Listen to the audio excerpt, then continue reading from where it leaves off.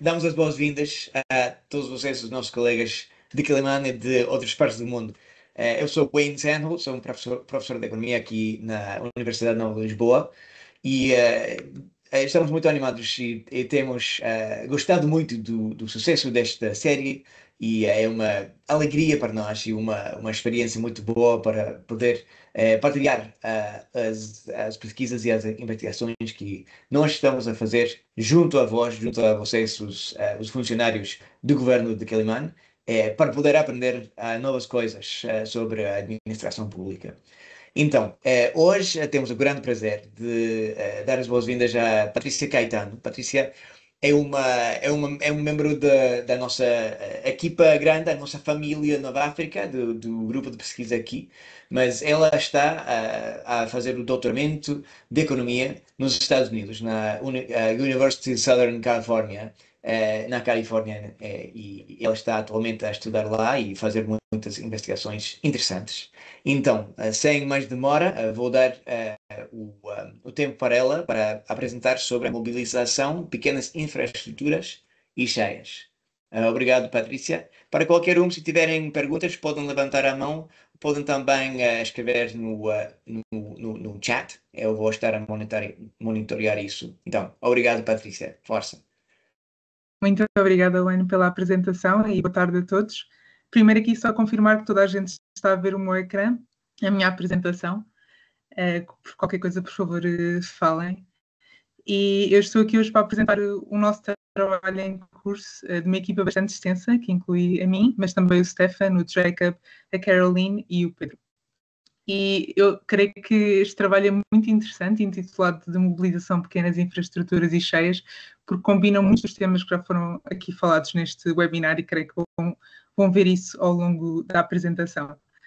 E outro aspecto interessante desta apresentação é que não vai se focar em resultados, porque, como eu disse, o trabalho está em curso, portanto, resultados ainda não temos, e, no entanto, vou aqui focar-me em dois eixos que eu creio que são mais interessantes para o município.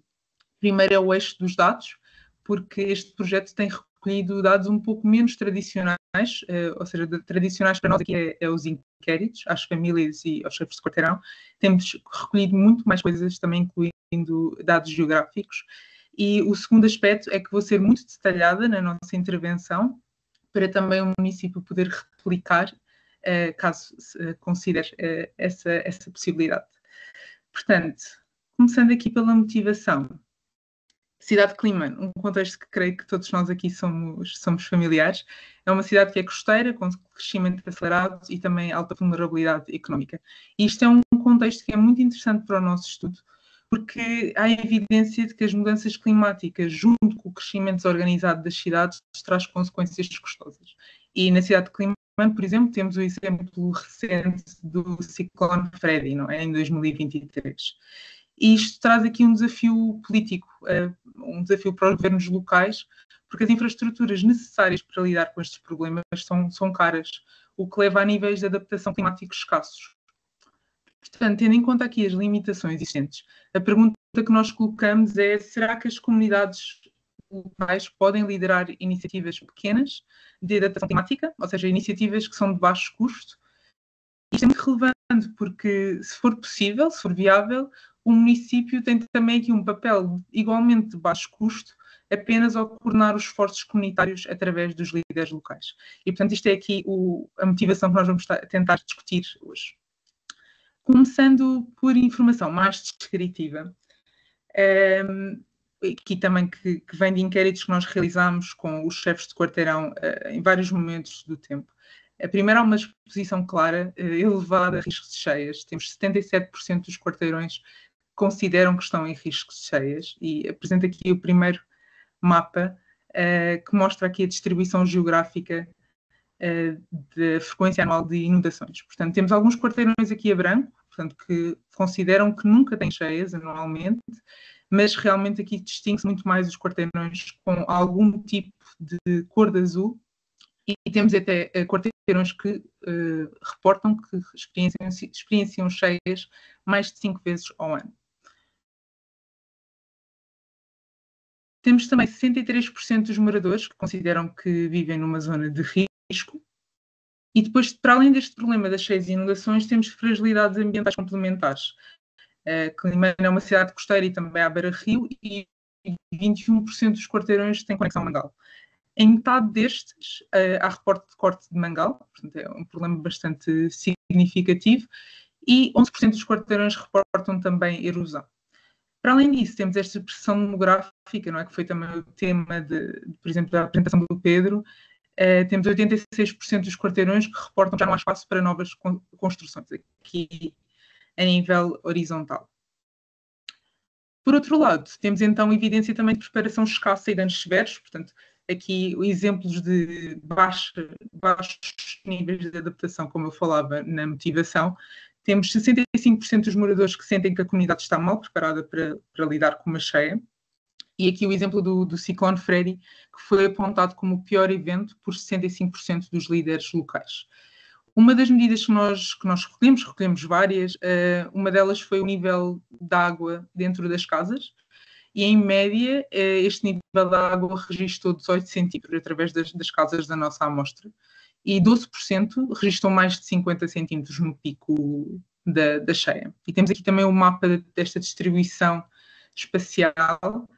Portanto, aqui claramente vemos a zona decídua, aqui na cor mais escura, que algumas áreas registaram mais de 1 metro. Eu creio que até que o valor máximo registado foi cerca, um bocadinho acima dos 2 metros. E vemos depois que a propagação foi-se diminuindo à medida que entramos mais para dentro da cidade. E isto é um dos mapas que nós fizemos, mas há muitos mais que se podem fazer com as informações também que nós temos. Portanto, volto aqui a referir que um dos objetivos desta apresentação é realmente colocar também o município consciente da quantidade de informação que nós temos e que pode aqui muita coisa ser feita. A face desta preparação escassa, há também reporte de esforços comunitários limitados.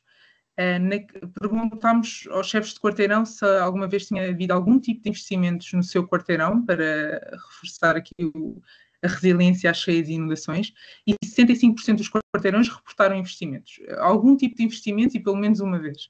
E aqui as ações mais comuns foram limpeza de drenagem, abaulamento das vias e entulho dos solos. No entanto, nos outros 35% dos quarteirões em que não houve nenhum tipo de investimento nunca, as razões apontadas para não haver esses investimentos foi a maior parte falta de fundos, 42%, 27% falta de motivação e 26% falta de organização. Portanto, vemos aqui algumas limitações que estão a prender as comunidades de realmente conseguir atingir aqui o seu potencial. Uma breve informação descritiva da nossa amostra. Nós fizemos entrevistas aqui, a nossa amostra incluiu 489 dos quarteirões da cidade, praticamente a cidade inteira, com exceção do posto administrativo 5 e a área do centro da cidade. Portanto, é uma amostra que é bastante representativa da cidade como um todo. E, em média, estes agregados familiares entrevistados têm cerca de 5 pessoas. Portanto, são famílias que são grandes. E a nível de educação, podem aqui também ver, temos 72% com educação primária e depois 40% com educação secundária. A nível de rendimentos, temos em média um registro de quase 10 mil meticais por mês, se bem que, isto por agregado familiar, não por pessoa, e se bem que metade dos agregados familiares reportam receber menos do que 5 mil meticais. Em termos aqui, continuando aqui nesta vertente de vulnerabilidade socioeconómica, temos 65% das pessoas a reportar faltas alimentares, portanto, necessidades alimentares não cumpridas, e 42% das pessoas concordam com a afirmação de que vivem com dificuldades. Por último, voltando aqui ao tema das cheias, as pessoas reportam que, em média, experienciaram em toda a sua vida 1,81 episódios de cheias. Portanto, praticamente aqui nos dois, se bem que há uma grande variação entre nenhum episódio e 31 episódios no seu máximo. A nossa amostra de chefes de quarteirão é um bocadinho diferente. Para começar, é um bocadinho mais velha. O chefe de quarteirão tem, em média, 50 anos e também tem muita experiência. Nós registramos que os chefes, em média, têm mais de 5 anos e meio de experiência na sua posição. e níveis de educação ligeiramente mais baixos do que aqueles dos agregados familiares. Temos 67% de educação primária e 19% de educação secundária. Tem também famílias um bocadinho maiores, um bocadinho mais de 6 pessoas, e já vivenciaram cerca de 3 episódios na sua vida inteira, e outra vez uma grande variação, temos chefes a reportar desde nenhum episódio até 50 episódios. A nossa amostra dos quarteirões em si, 3% dos quarteirões não têm chefe de quarteirão, pelo menos à data da nossa entrevista. E aqui, isto é um tema importante porque a nossa intervenção também se baseia muito aqui na posição do chefe de quarteirão. E em termos de sistema de drenagem, temos 66% dos quarteirões ligados ao sistema de drenagem. E depois, em termos de tipos de canais, o mais comum é o canal não revestido e não coberto. Temos 42% dos quarteirões com esse tipo de canal. E depois vem o não coberto, mas revestido. E, por último, menos comum o coberto e revestido.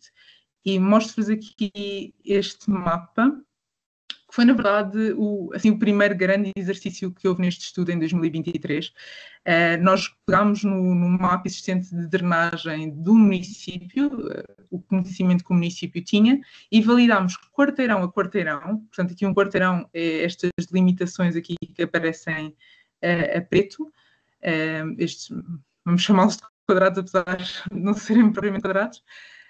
Nós pegámos no mapa existente do município e fomos quarteirão a quarteirão validar o mapa do município no terreno. E realmente acabou por resultar neste mapa que eu vos apresento aqui, e que é muito mais extenso do que aquilo que o município tinha nos seus registros.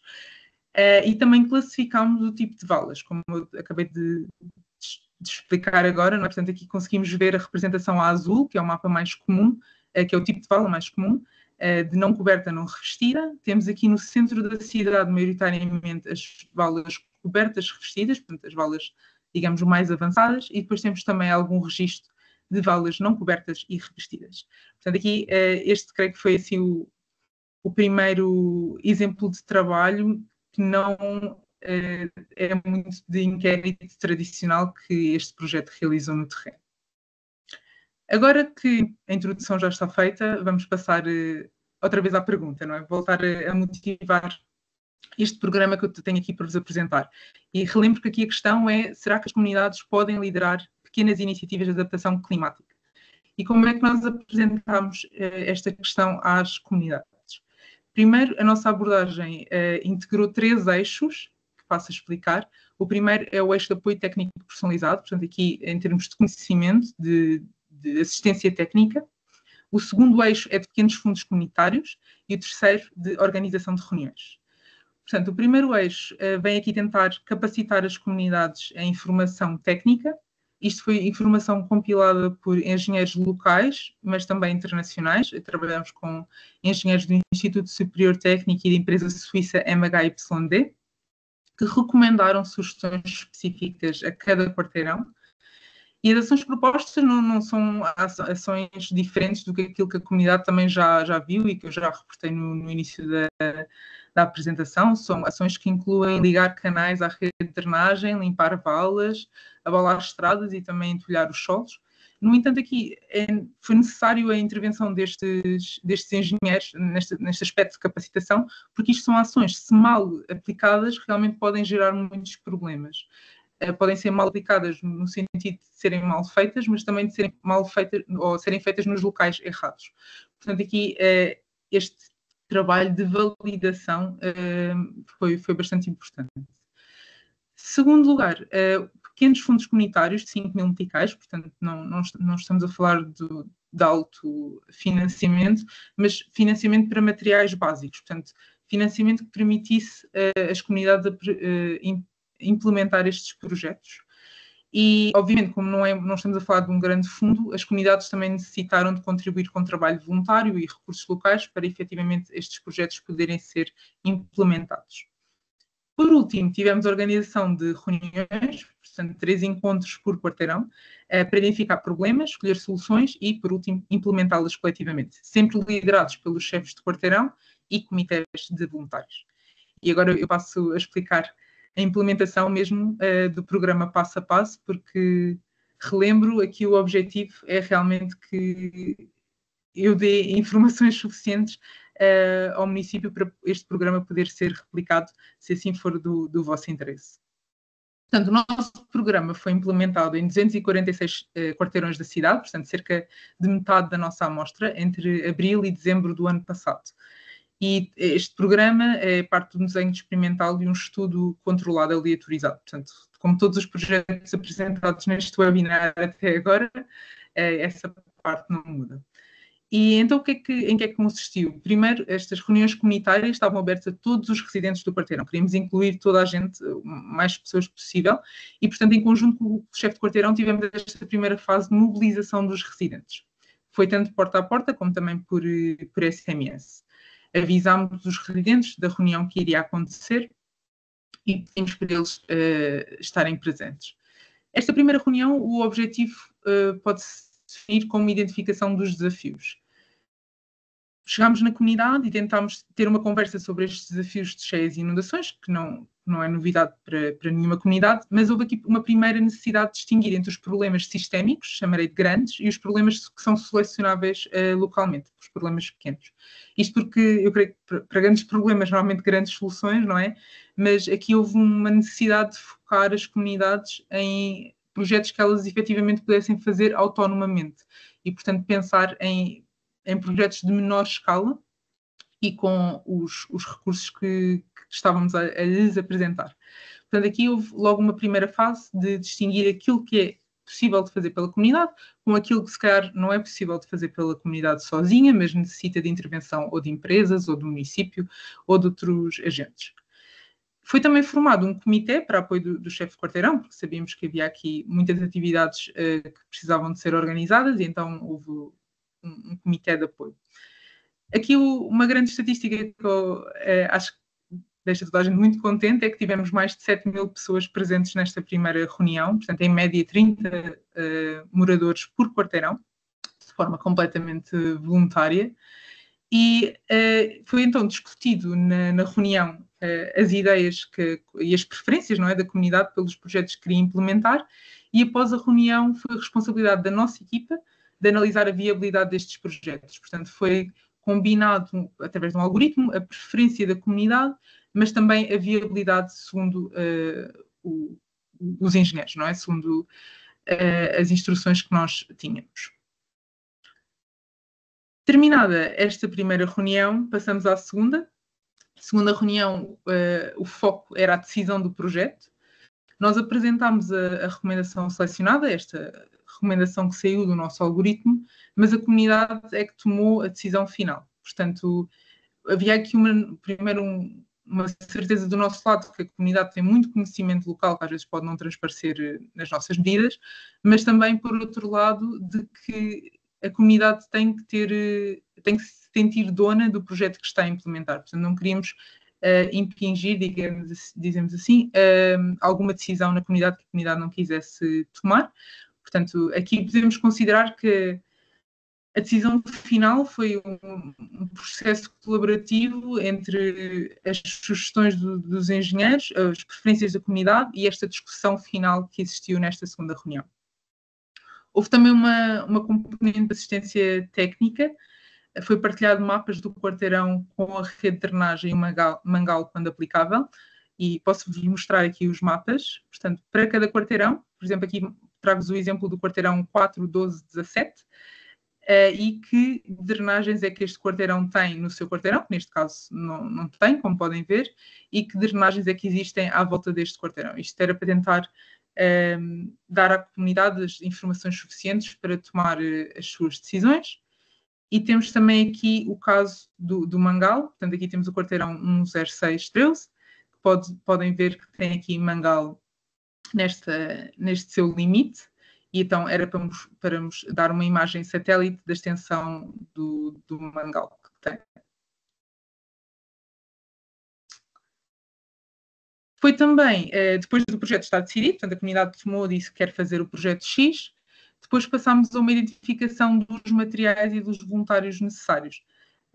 E aqui, novamente, uma grande adesão da comunidade, mais de 5.000 participantes nesta reunião, cerca de 21 por quarteirão, e depois também tivemos 83% das pessoas a voluntariar a sua mão de obra e 37% a voluntariar bens. Portanto, ficámos no final, por cada quarteirão, com este mapa que carregou aqui, um mapa, digamos uma lista. Portanto, a comunidade disse que queria fazer projeto X, decidiu quais eram os materiais necessários para esse projeto, e destes materiais, uma parte vem ou é adquirido com o fundo que nós demos de 5.000 medicais, e outra parte é também contribuída pela comunidade. Portanto, temos de ver aqui que 2 pessoas, pelo menos, eu cortei a lista porque era extensa, mas uma pessoa contribuiu com um carrinho de mão e outra pessoa contribuiu com uma enxada. Portanto, ficámos com esta lista para cada quarteirão, para as comunidades poderem saber com o que é que contavam e também o que necessitariam no dia de implementação. Portanto, projeto escolhido, só falta implementá-lo, e esse foi o objetivo da terceira reunião, foi a implementação do projeto, com os materiais comprados, mas também com os materiais doados, e registámos mais de 4.000 moradores presentes neste dia, de cerca de 17 por quarteirão. E teve também, outra vez, uma componente de assistência técnica, portanto, aqui volto a sublinhar que nós consideramos esta componente bastante importante, e a primeira questão foi uma campanha de sensibilização de boas práticas. Portanto, no próprio dia de implementação, passámos com esta campanha, que eu vos posso mostrar aqui os detalhes. Este é um resumo, o guião verdadeiro é muito mais extenso, mas temos aqui alguns dos temas que foram falados, não é? Portanto, o lixo das valas, a construção de casas, o entulho, pontos sobre valas, proteção dos mangais, plantação de estação. Portanto, aqui uma mistura de boas práticas, de coisas que as comunidades podem fazer, coisas que cada um de nós pode fazer. E esse foi uma das componentes. A segunda, outra vez, distribuição de mapas do quarteirão, o mapa de drenagem que já vos mostrei anteriormente, e depois também o mapa de risco. Portanto, aqui é o nível de risco pelo quarteirão em questão, aqui do aeroporto C, quarteirão H, e dos quarteirões também que estão em volta. Por último, elaborámos um guia de replantio de mangal em colaboração com a Septemar, a ANAMA e a Sopesa. Isto para as comunidades que escolheram os projetos de replantio de mangal. Dávamos instruções detalhadas dessa atividade, e também aqui, por exemplo, falamos sobre quais são o tipo de mangal apropriado para utilizar, o local da plantação, a distância, e outra vez o guia é muito mais extenso do que eu aqui mostro, mas, portanto, aqui para tentar dar todas as informações necessárias para este plantio poder ser com sucesso. Terceira reunião terminada, no que é que isto efetivamente resultou? Portanto, podem aqui ver a distribuição dos projetos pela cidade toda, isto é os quarteirões da nossa amostra, e o primeiro projeto com mais implementações, digamos assim, foi o projeto que eu apresentei aqui a Rosa, foi o projeto de limpeza dos quarteirões ou da drenagem. Portanto, houve 113 quarteirões dos 246 de quarteirões de tratamento que escolheram e implementaram este projeto. Depois temos em segundo lugar o projeto que eu aqui coloco a castanho. 90 quarteirões escolheram fazer ações de entulho ou de abaulamento, também bastante popular. Azul temos 17 quarteirões que escolheram abrir ou conectar canais, caminhos de água ao sistema de drenagem. Depois temos a laranja, quarteirões que escolheram fazer construção ou reparação de pontes, 13 quarteirões. E, por último, temos os quarteirões a verde, que escolheram fazer replantio do mangal, portanto, obviamente todos os quarteirões aqui na costa, que têm acesso ao mangal, e foram 12 destas instâncias. E, por último, houve apenas um quarteirão que não escolheu nenhum dos projetos e decidiu seguir apenas com a campanha de sensibilização. Que relembro que a campanha de sensibilização foi feita em todos os quarteirões de tratamento, portanto, adicional a estas medidas implementadas. Trago aqui também algumas fotos do dia de implementação. Vemos aqui este é um exemplo de um dos quarteirões que está a abrir um caminho de água, uma vala de drenagem. Temos também aqui uma ponte construída com muito sucesso, como podem ver, e estes são 2 exemplos que trago aqui. Portanto, para concluir, relembro primeiro que não apresentei resultados absolutamente nenhuns, porque ainda estamos com o trabalho em curso e ainda vamos dar agora seguimento ao inquérito final. No entanto, trouxe aqui alguns resultados mais relativos ao sucesso, digamos assim, da implementação. No entanto, estes resultados vão ser medidos e espero que também seja possível partilhar convosco, aqui mais a nível de como é que este programa, por exemplo, impactou a resiliência às cheias, como é que implementou, como é que melhorou ou não a acessibilidade, os líderes, o papel deles, a coesão da comunidade. Portanto, estamos a planear medir todos esses âmbitos. Mas eu acho que a conclusão que segue desta apresentação é que realmente que as comunidades estão disponíveis e abertas a estas atividades. As comunidades participaram, contribuíram, voluntariaram, apareceram no dia de implementação e eu acho que isto é um resultado bastante claro. E voltando ao meu objetivo de dar o máximo de detalhes possível sobre esta implementação, nós seguimos também com uma discussão com grupos focais em 10 quarteirões, portanto, apenas 10 dos 246 onde este programa foi implementado, mas nesta discussão foi revelado que realmente o sucesso dependeu do envolvimento ativo dos chefes de quarteirão. Portanto, o chefe de quarteirão aqui aparece como o coordenador central das atividades, que mobiliza voluntários, coordena contribuições e organiza as equipas de trabalho. Portanto, bastante claro aqui o papel deste chefe de quarteirão. E as diferenças nos resultados, segundo a opinião das comunidades, refletem sobretudo o nível de empenho e de confiança, mais do que propriamente a estrutura formal de organização. Portanto, isto é aqui uma conclusão que eu queria muito partilhar convosco sobre o papel destes chefes de quarteirão. Em segundo lugar, temos também aqui uma preferência clara, não é, dos projetos escolhidos, que volto a dizer, isto são tudo projetos que não são novos, não foram trazidos por este estudo, isto são práticas que já se realizam na cidade de Climane. Temos a limpeza do quarteirão e valas de drenagem em 46% dos casos, entulho dos solos e abaulamento das vias em 37% dos casos, e só estes dois representam mais de 80% dos projetos implementados. Depois temos os restantes 17%. Temos abertura e conexão de canais ao sistema de drenagem, em 7%, construção ou reparação de pequenas pontes, em 5%, e, por último, replantio do mangal, também em 5% dos casos. Para focar nas soluções pequenas, foi necessário distingui-las das soluções que são inviáveis, ou seja, que não são passíveis de serem aplicadas pela comunidade sozinhas. Eu falei neste tema no início da apresentação, e isto resultou que nós registámos mais de 500 soluções grandes que foram identificadas pelas comunidades para os mais de 1.300 problemas sinalizados. Portanto, posso mostrar aqui, isto é só um screenshot do Excel, que é longo, com mais de 500 entradas. Portanto, isto para dizer que as comunidades também têm muitas ideias das soluções grandes que gostavam de ver implementadas.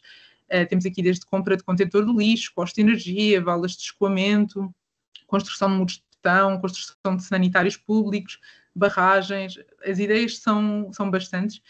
E temos aqui este Excel pronto a ser partilhado também com o município, mas não queria deixar também de mencionar nesta apresentação de que as comunidades mostraram uma grande discussão nestes temas, não é? Portanto, não só nas medidas que elas estão habituadas a aplicar sozinhas, mas também em termos de ideias de coisas maiores que também podem ser feitas, se calhar houver também o apoio do município e de outras empresas privadas e públicas. E termino esta apresentação, isto era o que eu tinha preparado para hoje. Qualquer dúvida, por favor, estejam à vontade. Qualquer ideia também de outros dados que acham que sejam relevantes para o vosso trabalho, também estejam à vontade.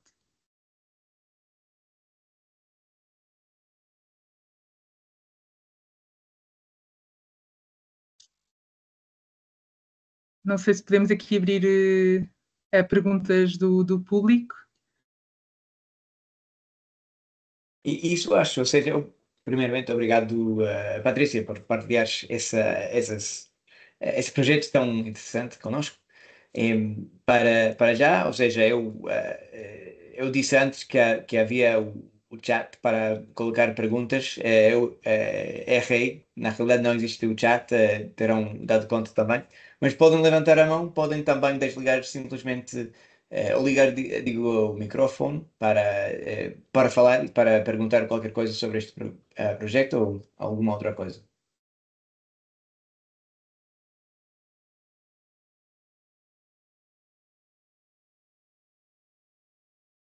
Sim, diretora Efigênia, por favor, fala, fala. Boa tarde. Olha, quero parabenizar a Patrícia por trazer-nos estes dados muito interessantes para nós. Foi mesmo fundamental estar aqui a ouvir. Entretanto, gostava de saber se me puder responder quais foram os principais fatores identificados como causa das inundações em Quelimane, se eram problemas climáticos, urbanos, infraestruturas deficientes, alguma coisa do gênero, mais querer viver muito. E a segunda questão.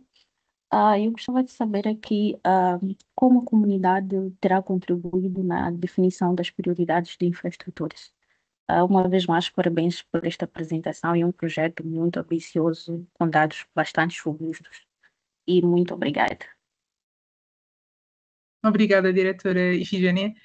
Começando pela primeira questão, não era o foco do nosso projeto, nós tomámos a existência de cheias como um dado, não é? Porque é verdade que a cidade inteira sofre de cheias e inundações anualmente, mas um dos pontos que eu, pelo menos em conversas, especialmente com os engenheiros, tenho ouvido é a primeira questão, e aqui também eu acho que depende muito, e vocês conhecem a cidade ainda melhor do que eu, acho que podem concordar, e volto aqui a trazer um mapa da frequência anual das inundações, porque os problemas das cheias, eu, pela minha observação, depende da zona também da cidade, não é? Temos, por exemplo, a zona de Bairro Novo, que tem a intrusão marinha e que, segundo creio que à altura do mês, é uma situação que vai acontecer. As pessoas sabem, às 3 da tarde, se a pessoa está no Bairro Novo, não vai lá conseguir sair sem se molhar.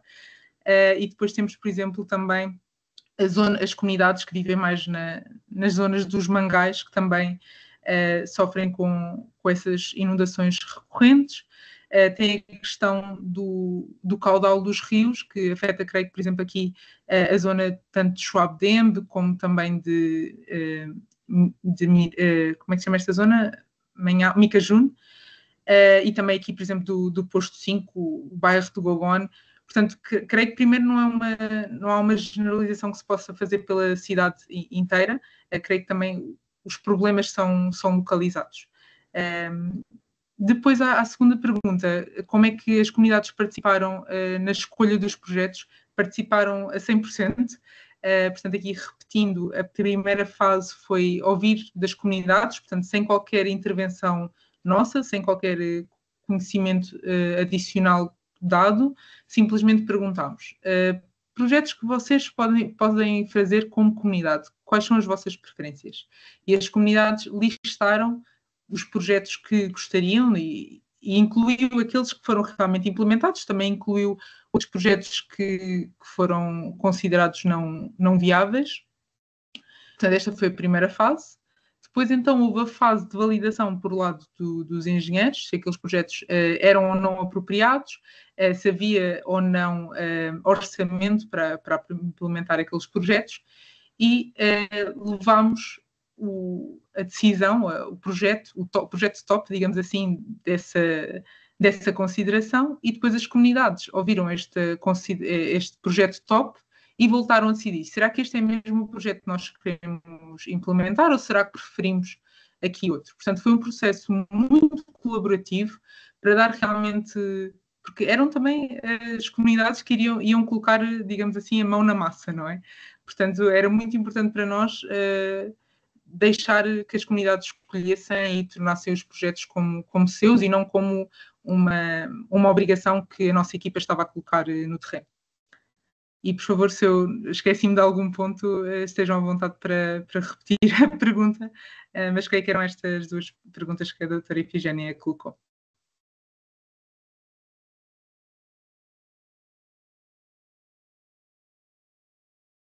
Obrigada, diretora Ifigênia.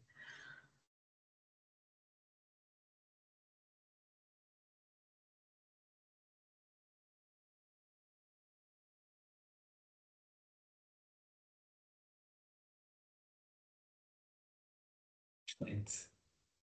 Alguma outra pergunta ou dúvida ou questão que gostavam de partilhar com a Patrícia?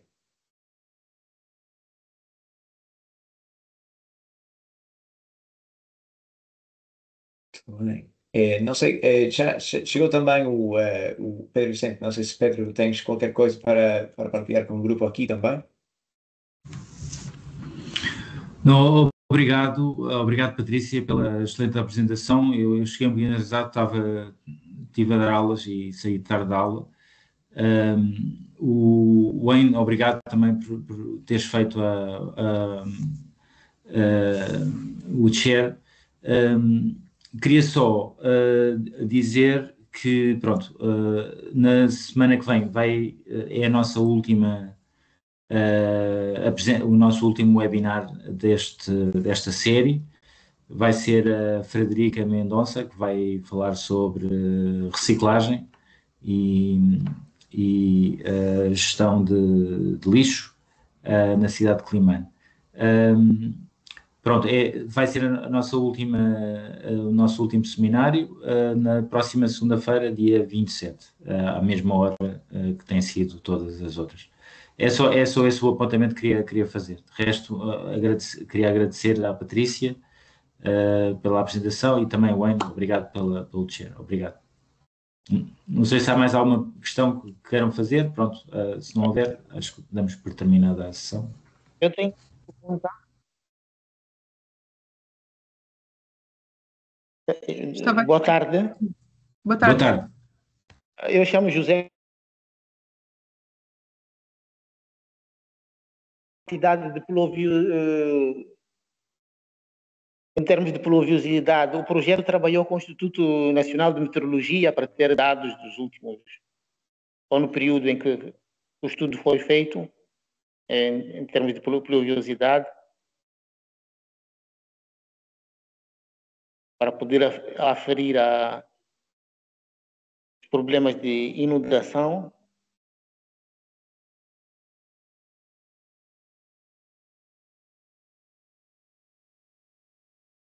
Creio que estava a vir com os cortes, mas eu creio que percebi a pergunta. Portanto, a pergunta aqui do José para repetir, para ver também se ouvi bem. José, creio que a pergunta foi se nós falámos com o Instituto Nacional de Meteorologia, com o INEM, para perceber aqui os níveis de pluviosidade e perceber aqui se o impacto das cheias... Não sei se... Tu tens acesso aí? Não está a coisa, essa sala do webinar, porque eu já perdi aqui, está à procura de rede. Não, mas estamos a ouvir, José. Não sei se me consegue ouvir.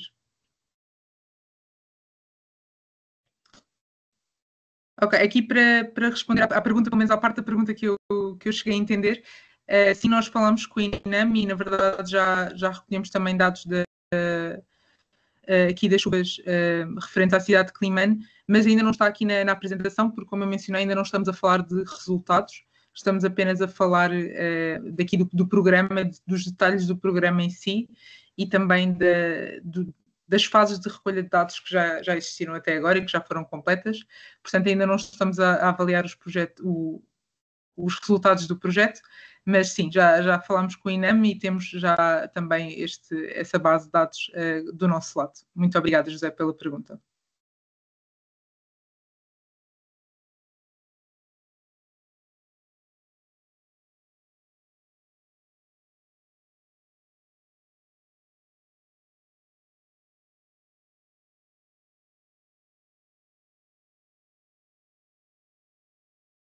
Muito bem. Obrigado a todos. Se gostavam de falar mais com a Patrícia, podem também entrar em contato com ela ou qualquer um de nós. Sei que sempre estamos ao dispor para poder ser de bom serviço para o município de Quelimane através destas investigações. Agradecemos muito a participação de todos vocês e esperamos ver-vos nos seguintes partes desta série de seminars. Então, obrigado a todos e até à próxima. Tchau, tchau. Muito obrigada a todos. Uma boa tarde.